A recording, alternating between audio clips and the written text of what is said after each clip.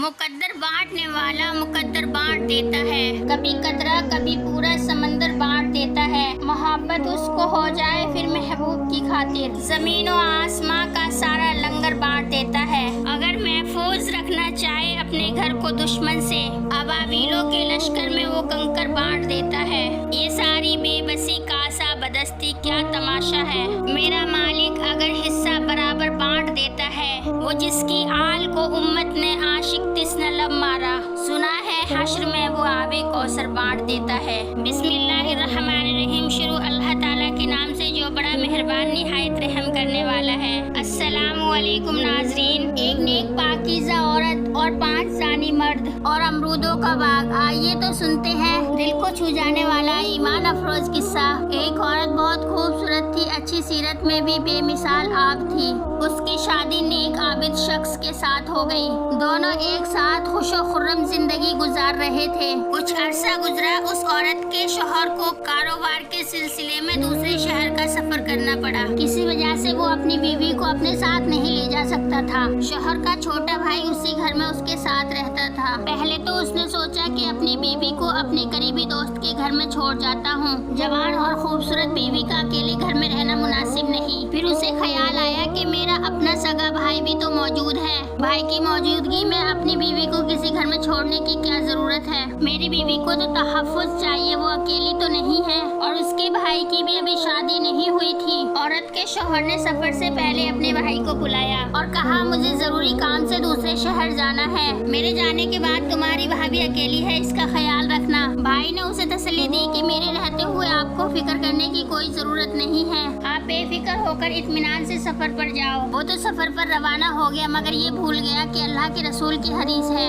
देवर तो मौत की तरह है, अलहम्बुल मौतु। वो तो अपने घर में जवान मर्द और अपनी बीवी को छोड़ आया है। चंद दिन गुजरे, छोटे भाई पर शैतान गालिब आ गया। उसने अपनी भाभी की इज्जत पर डाका डालना चाहा। उसने अपनी भाभी को जिना के लिए बरगलाने की कोशिश की, मगर वो खातून बहुत इज्जतदार औरत थी, अल्लाह का खौफ रखने वाली थी। उसने अपनी देवर की बात मानने से इनकार कर दिया। कहने लगी, अल्लाह का खौफ करो, मैं तुम्हारे भाई की इज्जत हूँ। तुम अपने भाई और अल्लाह को क्या जवाब दोगे? तुम अपने भाई के साथ खयानत ना करो। मगर उस पर तो शैतान सवार था। उस औरत को 1000 बार बरगलाने के बावजूद भी उस औरत ने साफ इनकार कर दिया कि मैं जिना हरगिज नहीं करूंगी। इसी दौरान शौहर के आने का वक्त हो गया। छोटे भाई को इस बात का दुख था कि उसकी भाभी ने उसकी बात नहीं मानी। वहीं उसे इस बात का डर था, अगर भाई को भाभी ने मेरे बारे में बता दिया तो मेरी खैर नहीं और भाई तो मुझे घर से बाहर निकाल देगा। देवर ने एक साजिश तैयार की। जैसे उसका भाई घर आया, उसने अपनी झूठी कहानी सुना दी कि तुम्हारी बीवी कोई अच्छी औरत नहीं है। तुम्हारे शहर जाने के बाद ये गैर मर्दों से मिलती थी,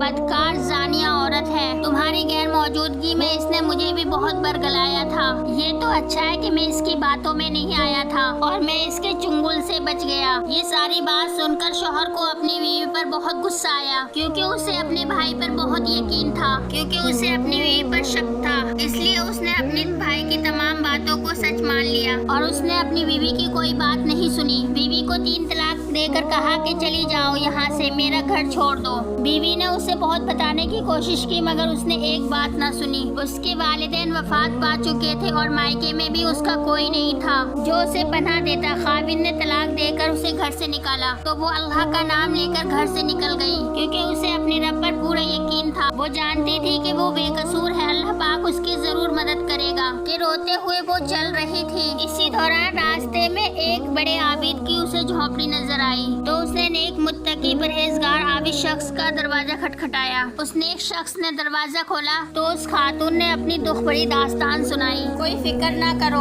आबिद कहने लगा, मेरा एक छोटा सा बेटा है, उसकी परवरिश के लिए मुझे एक औरत की जरूरत है। तुम मेरे साथ वाली झोपड़ी में रहो और मेरे बच्चे की देखभाल करो। फिक्र ना करो, तुम यहाँ महफूज हो। खाने और रहने के साथ मैं तुम्हें मुनासिब उजरत भी दे दिया करूँगा। औरत को तहफ्फुज और उसका घर चाहिए था, उसने उसकी बात मान ली। वो खातून बच्चे की परवरिश करने लगी। उस आबिद ने उस खातून को अपने बेटे की परवरिश के लिए रख तो लिया था, लेकिन एक दिन आबिद किसी काम से घर से बाहर गया। घर का नौकर उस खातून पर डोरे डालने लगा, तुम जब से इस घर में आई हो मैं तुम्हें देख रहा हूँ, तुम कितनी खूबसूरत हो, देखो अभी कोई हमारे साथ नहीं है। धमकी देकर उस नौकर ने कहा, अगर तूने मेरी बात नहीं मानी तो मैं तुझे बड़ी मुसीबत में फंसा दूंगा। मगर उस पाकीज़ा औरत कदम गुनाह की तरफ ना बढ़े। गुलाम पर शैतान सवार था। वो अपने नफ्स में कहने लगा, मैं इसको इस तरह फंसा दूंगा ताकि आबिद के आने के बाद इसे इस घर से निकलवा दूं। उसने फिर आबिद के छोटे बच्चे की तरफ देखा, बच्चे को उठाकर चुपके से जंगल में ले गया और आबिद के उस बच्चे को कत्ल कर दिया। आबिद जब घर आया तो नौकर ने उस बच्चे के कत्ल का सारा इल्जाम उस खातून पर लगा दिया। उस आबिद को उस खातून पर गुस्सा तो बहुत आया, मगर अल्लाह से अजर की उम्मीद बांधकर वो सब्र कर गया। 2 दीनार उजरत के तौर पर खातून को दी और घर छोड़ने का हुक्म दिया। अल्लाह पाक गुस्सा पी जाने वाले और दरगुजर करने वाले को महबूब रखता है। उस खातून ने आबिद का घर छोड़ा और शहर की तरफ चलने लगी। उसने वहाँ देखा कि कुछ आदमी एक शख्स को पीट रहे हैं। उसने पूछा कि तुम इस आदमी को क्यों मार रहे हो? उसमें से एक शख्स ने कहा कि इसके ऊपर कर्ज है, या तो ये हमें कर्ज अदा करे या हमारी गुलामी करे। खातून ने पूछा, इसके ऊपर कितना कर्ज है? उसमें से एक शख्स ने कहा 2 दीनार। उस खातून ने 2 दीनार देकर उस शख्स को आजाद करा दिया। आजाद होने वाले शख्स ने कहा, ए नेक बीवी, तुम कौन हो? उस खातून ने अपनी बुरी कहानी बयान कर दी। उस पर उस शख्स ने कहा कि हम दोनों मिलकर काम करेंगे और जो मुनाफा मिलेगा बराबर बांट लेंगे। खातून ने हामी भर ली और कहा कि इस गंदी बस्ती को छोड़कर समंदरी सफर पर हम निकलते हैं। दोनों कश्ती के पास पहुँचे। उस नौजवान ने कहा कि पहले तुम सवार हो। वो कश्ती में सवार हो गई। वो कश्ती के मालिक के पास गया चुपके से और कहने लगा, ये मेरी लौंडी है, बहुत खूबसूरत है, सबसे अलग है, मैं इसे बेचना चाहता हूँ और इसकी सही कीमत लेना चाहता हूँ। मालिक ने उस औरत को देखा तो वाकई वो बहुत खूबसूरत थी, लिहाजा कश्ती के मालिक ने उसे मुँह मांगी रकम दे दी और उस खातून को उसकी लाइल्मी में खरीद लिया। वो शख्स पैसा लेकर चला गया। कश्ती चलने लगी। खातून ने उस शख्स को वहाँ देखा तो वो वहाँ नहीं मिला। कश्ती के मालिक के लोग अब उसे घेरे में ले चुके थे, क्योंकि ये तो बिकाऊ माल है। उसे छेड़छाड़ करने लगे। खातून परेशान हुई कि ये लोग मुझे क्या समझ रहे हैं। वो शिकायत करने मालिक के पास आई। उसने उस पर बताया कि मैंने तुम्हें तुम्हारे मालिक से खरीद लिया है, अब तुम वो सब करोगी जिसका तुम्हें हुक्म दिया जाए और यहाँ बैठे लोग जो कुछ करवाएं वो तुम करोगी। उसने इल्तिजाई लहजे में कहा कि मैं अल्लाह पाक की नाफरमानी नहीं कर सकती, मुझे छोड़ दो, मैं जिनाकारी नहीं कर सकती। लेकिन कश्ती वाले मालिक ने और उसके आदमियों ने उसकी एक बात नहीं सुनी और उसके साथ गुनाह कबीरा करने ही लगे थे कि उसने पुकारा, ए मेरे मालिक, तू बेशक मुझे देख रहा है, मुझ पर इन आदमियों ने गंदी नजर डाली है। अल्लाह, मैं फिर भी बचती रही हूँ, अल्लाह मुझे बचा ले। खुद खुशी हराम है, अगर खुद खुशी हराम नहीं होती तो मैं इस समंदर में अभी कूद जाती। ये कहने की देर थी कि समंदर में अचानक आंधी आना शुरू हो गई और इतना बड़ा तूफान आया कि सब कुछ ले डूबा। जितने आदमी गुनाह कबीरा उसके साथ करना चाह रहे थे सब डूब कर मर गए। इस शहर के सबसे बड़े आलिम जो इस जगह के अमीर थे वो आए हुए थे। उन्होंने देखा कि समंदर में तूफान आ गया है और ये वक्त उनके इल्म के मुताबिक तूफान का नहीं था, मगर फिर भी तूफान आया और जल्दी उतर भी गया। वो सोचने लगे, जरूर ये किसी मजलूम की मदद के लिए तूफान आया हुआ है। अभी ये सोच ही रहे थे कि उन्होंने देखा एक औरत लकड़ी के तख्ते के साथ चिमटी हुई है। उन्होंने मछेरों को फौरन हुक्म दिया कि इस औरत की मदद की जाए। जल्दी मछेरे उस खातून तक पहुंच गए और उन्होंने उस औरत को हिफाजत में ले लिया और साहिल पर ले आए। साहिल पर तबीब भी अमीर के साथ था। उसने जल्दी इलाज किया और वो खातून चंद घंटे के बाद सेहतमंद हो गई। आलिम साहब ने उसको अपने पास बुलवाया। ये खातून खूबसूरत थी, इसलिए वो समझ गए कि इसके साथ ये हालात क्यों पेश आए हैं। तो आलिम साहब ने पूछा, ए बीबी, शक्ल से तो नेक खातून लगती हो, क्या तुम्हारा शौहर तुम्हारे पास नहीं? क्या वजह है कि तुम समंदर में अकेले सफर क्यों कर रही थी? उसने कहा कि मेरा शौहर था लेकिन उसने मुझे छोड़ दिया। फिर उसने सारे वाकयात उसे सुना दिए जो कुछ उसके साथ पेश आया। उस पर होने वाले जुल्म की दास्तान सुनकर आलिम साहब की आंखों में आंसू आ गए, लेकिन वो उसके बुलंद किरदार और इज्जत वाली हिफाजत की बात को सुनकर वो बहुत मुतासिर हुए। खैर, जो भी हालात रहे, मगर इस औरत ने जिना नहीं किया। अल्लाह पाक ने उस औरत की आजमाइश भी ले ली और वो कामयाब भी हो गई। अल्लाह पाक ने आलिम दीन के दिल में ये बात डाल दी कि वो उससे शादी कर ले ताकि वो हिफाजत में आ जाए कि कोई उससे गुनाह कबीरा के बारे में सोचे भी नहीं। आलिम साहब ने निकाह के बारे में उससे राय ली।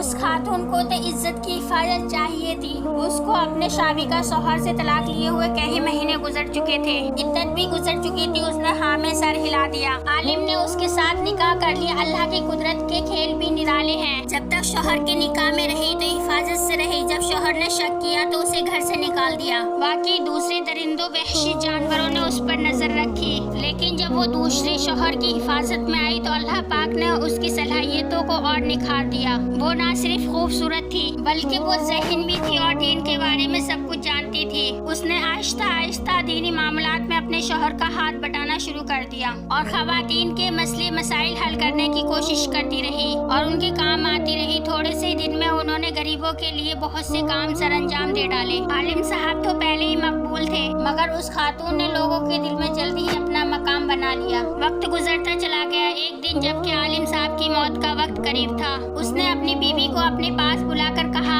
कि मैंने तुम्हें देखा है कि अल्लाह ने तुम्हें सबसे अलग बनाया है, इसीलिए तुम्हारी हिफाजत भी की गई है। तुम नेक किरदार हो, दीन को सही तरीके से लेकर चलने वाली हो। मेरे बाद इस इलाके की तुमने ही रहनुमाई करनी है। यहाँ के लोग मेरे जाने के बाद तुम्हें ही यहाँ का बड़ा बना देंगे। ये मेरी वसीयत है, इसलिए तुम्हें और कहीं जाने की जरूरत नहीं है। और याद रखना, अगर कोई मुसीबत आए तो तुम्हें साबित कदम रहना है और जो हमारे बुजुर्ग रहे हैं उनकी बात पर अमल करना। वो समझ गई कि वो कौन सी बात पर अमल करने की बात कर रहे हैं। शायद के आलिम दीन को आने वाले वक्त के बारे में पता था। फिर 2 दिन के बाद आलिम का इंतकाल हो गया। वहाँ के लोग आलिम दीन के बाद आलिम या आलिमा को ही उस इलाके का अमीर बनाना चाहते थे, क्योंकि वो चाहते थे जिसको इस्लाम की सही मालूमात हो वही यहाँ का अमीर बने। कौम के सरदार इकट्ठे हुए और मशवरा शुरू हुआ कि किसको ये मनसब सौंपा जाए। ये खातून जो अपने शौहर की जगह थी, लोगों में बड़ी मकबूल थी। फिर आलिम दीन ने वसीयत भी की थी कि खास तौर पर मेरी बीवी को यहाँ का अमीर बनाया जाए और इसके मशवरे के बगैर कोई काम न किया जाए। एक शख्स ने उनकी वसीयत पेश कर दी और नाम दे दिया उस खातून का। फिर क्या था, सब लोगों ने इस पर लब्बैक कहा और कहने लगे इससे बेहतर कोई नहीं मिल सकता है। लिहाजा सब ने एक ही फैसला किया और उस औरत को हुक्मरान मुंतखब कर लिया गया। वो अच्छी तरह से इस्लामी उसूलों के मुताबिक वहाँ की हुक्मरानी करने लगी। लोग उससे बहुत खुश थे क्योंकि वो बहुत इंसाफ पसंद थी। जो भी बात करती इस्लाम ही की बात करती। अब देखते ही देखते उस खातून के चर्चे वहाँ पर भी होने लगे जिस जगह उसका पहला शौहर, उसका देवर, गुलाम और आबिद वो कर्जदार रहता था। उन्होंने लोगों से सुना कि फुला नाम की औरत एक अमीर की बीवी बनी थी और अमीर आलिम के मरने के बाद वो उस जगह पर बैठी है। लोग उसकी बातों को मानते हैं। उन्होंने कहा वो तो हमें जानती है, हम उसके पास जाते हैं, वो हमारी मदद जरूर करेगी। जाहिर सी बात है ये सब थोड़ी नहीं याद होगा उसको, हमने उसके साथ क्या किया है। लेकिन उसने याद करके हमें बदनाम करना चाहा तो हम लोगों के सामने उसे बदनाम कर देंगे। अब वो सारे मिलकर उस जगह पर पहुँचे। 5 आदमी एक दरबार में मौजूद थे, शौहर और उसका भाई, गुलाम और आबिद और कर्जदार। औरत ने उनको देखते ही पहचान लिया। अपने दुश्मनों को देखकर और कैसे न पहचानती, उन लोगों ने उसकी जिंदगी को तहस नहस करना चाहा। अगर वो ईमान वाली न होती तो जरूर भटक गई होती। वो अक्लमंद थी, उसने किसी के सामने उनके राज को फाश नहीं किया, बल्कि कहा किस काम से आई हो, क्या मदद चाहिए। मदद तो जानती है आप हमारी, हम गरीब हैं, हमें बहुत सा पैसा चाहिए। वो कहने लगी पैसा किस बात का, मर्द हो खुद कमाओ। तो देवर कहने लगा हमने बड़ी तारीफ सुनी है आपकी, बड़ा दिल है आपका। और आंखों ही आंखों में कुछ इशारे करने लगा जैसे कह रहा हो जानती है ना मुझे। अब औरत को लगने लगा कि ये लोग मेरी इज्जत यहाँ पर गिरा देंगे और मुझे यहाँ भी चैन से नहीं रहने देंगे, बल्कि निकलने पर मजबूर कर देंगे। मैं हूँ तो एक औरत ही, मैं मर्द तो हूँ नहीं, मेरा शौहर भी इस वक्त जिंदा नहीं है। और उसे अपने शौहर की ये बात आ गई कि तुम्हें यहाँ से जाने की जरूरत नहीं है, चाहे जो भी हो जाए, जैसे भी हालात हो जाए, तुम्हें हमारे उन बुजुर्ग की बात को याद रखना है और तुम जो भी फैसला करोगी तुम्हें साबित कदम होकर फैसला करना है। तुम्हें कहीं नहीं जाना है। इस बार उस औरत ने उसकी चाल में नहीं आना था और नहीं वो आने वाली थी। उनके सामने खुद को गिड़गिड़ा कर पेश करने वाली नहीं थी। उस औरत ने कुछ ऐसा सोचा कि ये अपने अंजाम तक पहुंच जाए। उस खातून ने कहा तुम्हें पैसा ही चाहिए, मैं बिगैर मेहनत के तुम्हें पैसा नहीं दे सकती। हमारे यहाँ एक बड़ा सा अमरूदों का बाग है, तुम लोगों ने उस दरख्त से अमरूद तोड़ने हैं और यहाँ लेकर आने हैं। लेकिन याद रखना जिसके पास जितने अमरूद होंगे उसको उतनी उजरत और उतने ही पैसे मिलेंगे। वो कहने लगे ये कौन सा बड़ा काम है, अभी जाते हैं लेकर आते हैं। और वो अमरूदों के बाग में चले गए और अमरूद तोड़ने लगे।